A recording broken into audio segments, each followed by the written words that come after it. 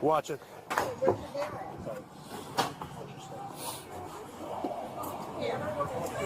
Mesa police submit charges in the killing of a mother of 7. A special investigator with the Arizona AG's office is accused of negligent homicide. But the decision to prosecute now rests with the Maricopa County attorney. Yeah, Brian and Ashley, it's been 2 weeks since we first broke the news that Maria Lewis had been shot in her neighbor's porch. We spoke with her family and friends about what happened that day and have continued to push for answers since. So I have 2 updates for you today. The first one is involving the Cleveland mom, the one who buried the 2 daughters or the 2 sisters in the suitcases in the field. We got an update on her, and her relatives could possibly be involved. And we also have an update on the mother of 7 out of Arizona. I believe it's Phoenix, Arizona, where she was gunned down on the neighbor's porch. So let's get to that. Fugitive TV.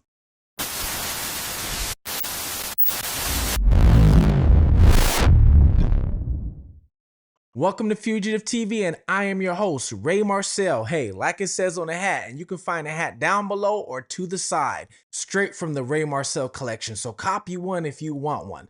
But the reason why this is called Fugitive TV is because I was on the run from the law for 15 years. I did this under different names, living in different countries. And now what I do is I'm talking to you guys, and also I'm trying to help and assist other family members in finding people who are missing or individuals who are on a run or fugitives, because, hey, who is a great person to help find these people but somebody like myself who disappeared for 15 years, okay? So I know exactly where to look, what to do, and all those type of things. Well, today I have 2 cases for you. I've already done a couple videos, okay, on both these cases. So these are actually updates. The first case is going to be on the mother from Cleveland with the 2 sisters who were buried in the suitcases. I'm going to give you a quick rundown of what's going on with that. And then the next case is going to be about the mother of 7 who unfortunately lost her life on the neighbor's porch. And the neighbor is a federal agent. Well, first, let's get into Cleveland. In case you don't know what's going on, I'm pretty sure you do because the story's everywhere. I'm going to give you the timeline real quick, all right?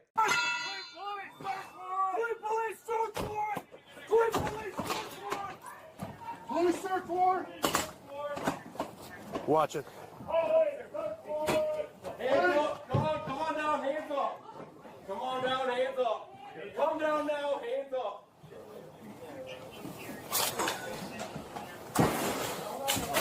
Got ready for Bring it? it. Yeah, I'm gonna pass her out. Anybody else inside? That way. Okay. Got her? So Monday, March 2nd, a man was walking his dog, discovered a partially buried suitcase containing human remains near East 162nd Street and Midland Avenue in South Collinwood neighborhood. It was around 6 p.m. Police arrived and while investigating found a second suitcase containing another body nearby. Okay. Now, on Tuesday, March 3rd, Cleveland police held a press conference. Now, in the press conference, they said that the bodies were badly decomposed. They also said that they were minor, that they're related, they're 2 sisters. And on Wednesday, March 4th, Cleveland police executed a search warrant at a home within a block of the field. Now, these bodies were in a suitcase buried in the field.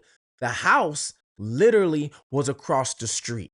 And I brought this up before. The mom can wake up in the morning, look out her window, see the field, and see where she actually buried her children at in the suitcases. And they weren't even like buried in the dirt. It was partially buried, okay? So very disturbing.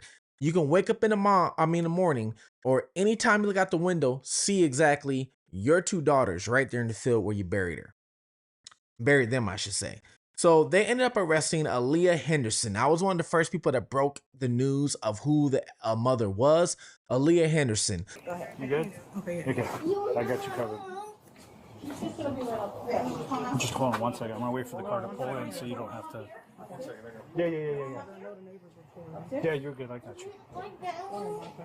It looks this color?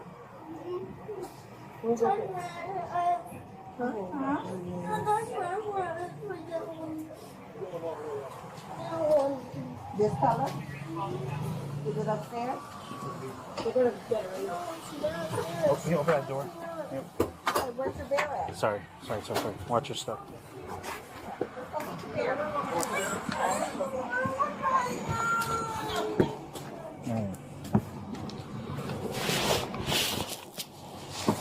See.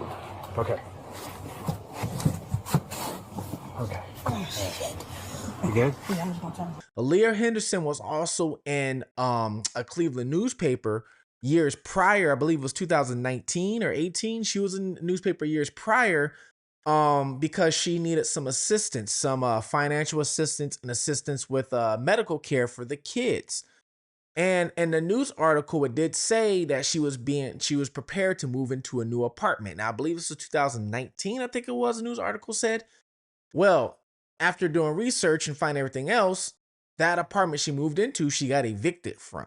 She's actually been evicted from a few apartments since then. So she's actually staying in this place now, overlooking the field where she buried her daughters in. Now, they're not saying exactly how long they've been buried there, but they are saying they're badly decomposed.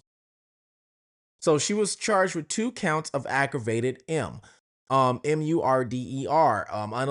Now on YouTube, we can't use the M word, where I can't, or people who have smaller channels can't, because they flag our channel. So we have to say unaliving. I hate it. Don't worry. Hopefully soon, when I get bigger, that's why you should like and subscribe so I can get bigger and I can take certain filters off. Friday, March 6th, Henderson was arraigned in Cleveland Municipal Court, where her bond was set at $2 million. $1 million for each daughter. Now, the victims were identified as 10-year-old Amar Wilson, 8-year-old Mila Chapman. Now, they haven't released what she did to him, the cause of the unaliving. They have not released that, but we just know they were in a shallow grave. Now, the father of one of the children, who was Deshaun Chapman, told reporters he had not seen his daughter in roughly 4 years, despite to get custody of him. Now, he's been on the news, doesn't want to show his face, but he said he hasn't seen him in 4 years, and he's been trying to get custody of them. Matter of fact, when they interviewed him, he actually went on record and said, I hope she passes away. I don't care what happens to her. I hope they give her the chair, the death penalty. That's what the dad said, okay, of one of the daughters. Now, so far, the other dad has not came out and said anything. Now, when police went to the house and arrested her, they arrested her, right? But there was another kid at the house. Take a look at this video. You'll hear him in the background.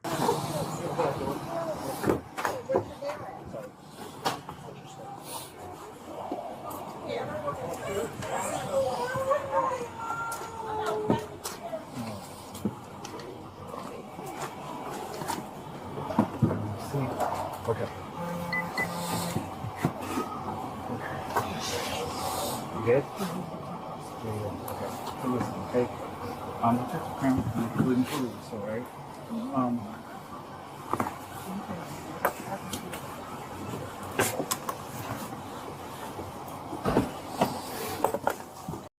Yeah, now you hear him in the background saying, my mom, where's my mom?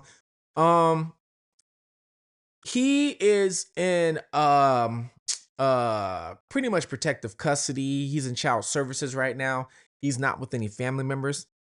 And the reason why is because now they're investigating other family members, as in why these children, why they were never reported missing. Okay.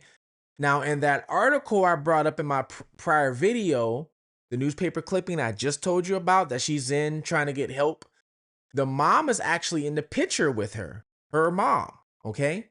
The grandma is in the picture. So she's being investigated now, as in, did you know about this? When's the last time you seen the sisters alive? Did you know anything about this? Like I said, one father has came out. Now, he says he hasn't seen him in 4 years, but he's being looked at too. Not only that, remember I just told you the son that's in the house? He is 6 years old, I believe. The father of the son is also being investigated. Now, the father of the son says he hasn't seen his son since he was 6 months. So is this woman getting pregnant, getting birth to these kids, and taking the kids away and not seeing the father? I'm wondering what the dynamic is. Are the fathers lying, or is she just not letting them see the kids? There are some women out there that do that. So I wonder if she's one of them. I mean, let's think about that. She had the capacity to do this to her own daughters and wake up every morning, look out the window and look at them right there in the field. So if you could do that to your own family members, own children, whoever it is, you have the capacity or the mental capability to do anything else in life. You do. So I'm not going to put that past her. But now they are looking at other family members too. I'm not going to mention a family member's name, even though I know all their names, but I'm not going to mention their names until something happens and they report like, hey, such and such did this. But until then, I'm not going to report their names, okay? Well, I wanted to give you an update on that sad situation out of Cleveland. They did a memorial for them, candlelight vigil, all kind of things for the sisters, okay? And that's not one thing, that's not how I should say, I can't even speak on it. I can't even speak on it. I have kids myself, and I couldn't even imagine doing anything like that. Okay, it's horrible. Well, but I wanted to give you an update on that. Now, let me know below. What do you think should happen with the mother? And do you think other relatives knew about this, or you think the mom kept this a secret because the dads supposedly haven't seen their daughters? So did she keep this a secret from, let's say, the grandma? You know, her mom, or maybe her other relatives? Who knows? But let me know down below. Let's get into the other case. Yeah, Brian and Ashley, it's been 2 weeks since we first broke the news that Maria Lewis had been shot and killed on her neighbor's porch.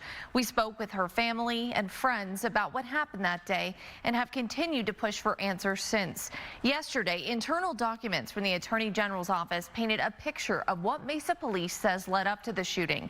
Now, new video we got from a neighbor is giving us another clue. All right, so this one is an update too, okay? So in case you don't know, I'm going to give you a quick timeline of what happened with this one. So this is out of Phoenix, Arizona, and this has to do with Maria Lewis, okay, who was 32 years old. She unfortunately lost her life on her neighbor's porch. Now, this one is kind of controversial. So I'm going to need you guys to really tell me what you think about this one. And did she have, or I should say, was there a right to take this woman's life? Now, I'm going to give you a timeline, okay? Maria Lewis, 32-year-old mother of 7, who was unalived on her neighbor's front porch because the neighbor pulled out his weapon, okay, and fired, and she passed away. Now, remember, this is the neighbor. Now, this isn't actually Mesa, Arizona. So Mesa is like, I mean, you could say, if you're not from Arizona, you can just say Phoenix, because Phoenix is like a suburb Mesa is actually like a suburb of Phoenix if you're not from there. So from the people who are not from Arizona, I'm just giving you a picture. You can pretty much say it's part of Phoenix, okay? So she lost her life on a porch in Mesa, Arizona on February 28, 2026, after a late night argument with her husband, according to reports from early March 2026. The neighbor identified as 47-year-old Dulance Morin. Now, Dulance is the neighbor who pulled the trigger, okay? Now, he is actually a special agent with the Arizona Attorney General's office. This is what makes this situation bizarre. He reportedly shot Lewis, okay, through the closed door, as in he never opened up his door. This is what supposedly this report says, all right?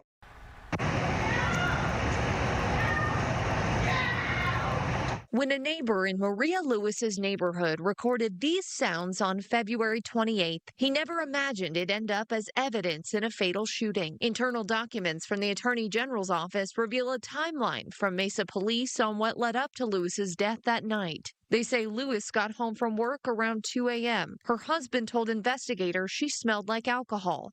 The two got into an argument, and she left the home. The timeline says a neighbor heard yelling around 2:15 and recorded it. Detectives believe the voices were Lewis and her husband shortly before she left their home.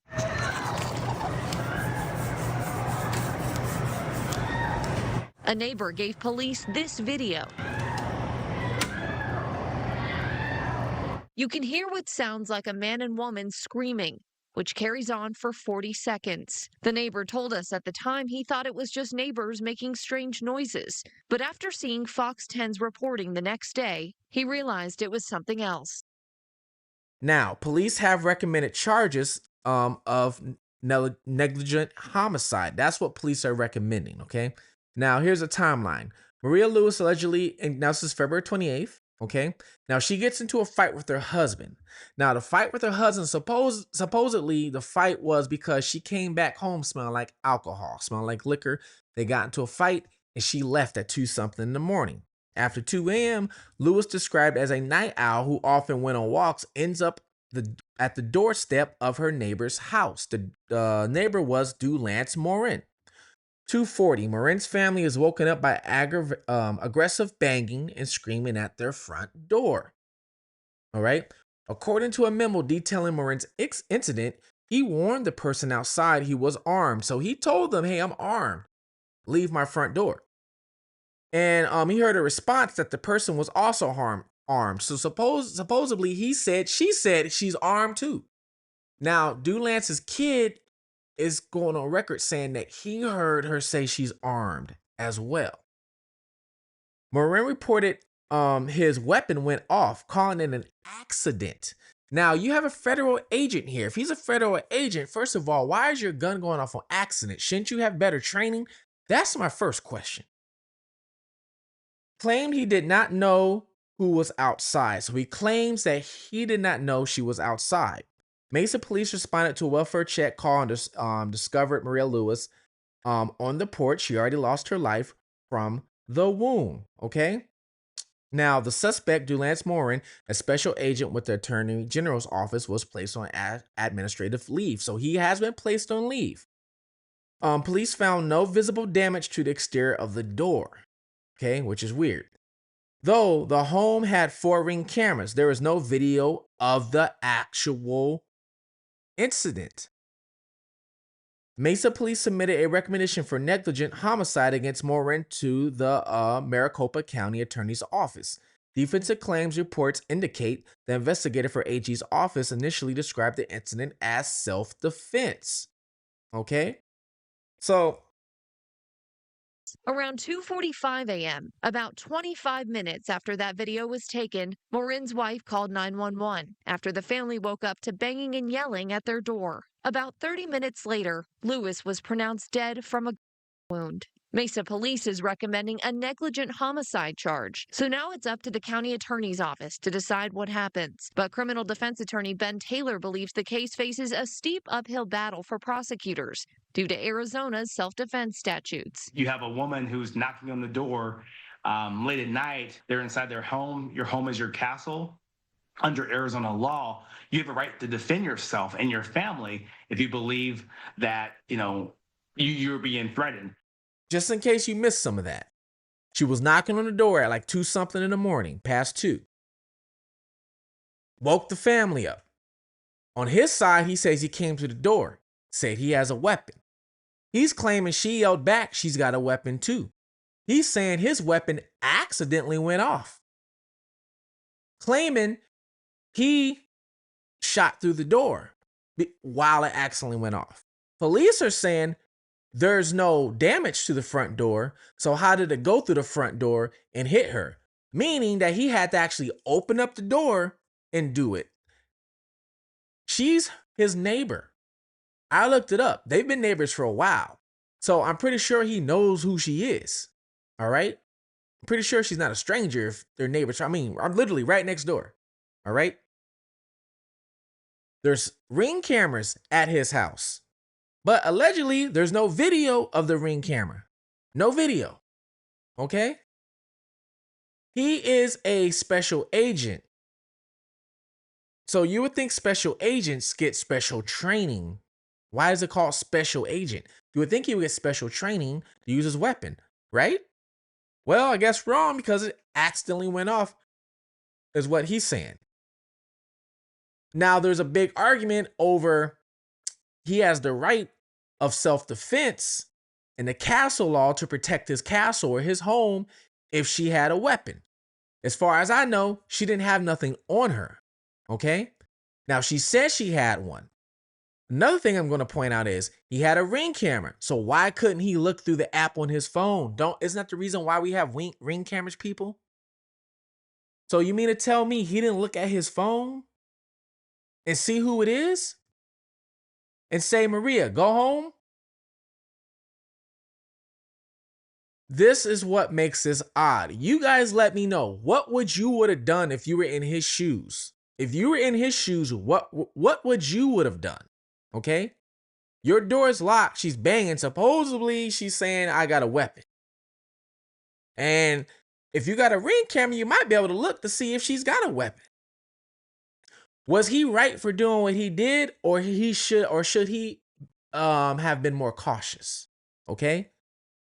And maybe talk to her through the Ring camera, because you don't have to be at a door. For you people that don't have a Ring camera, there's very few people nowadays.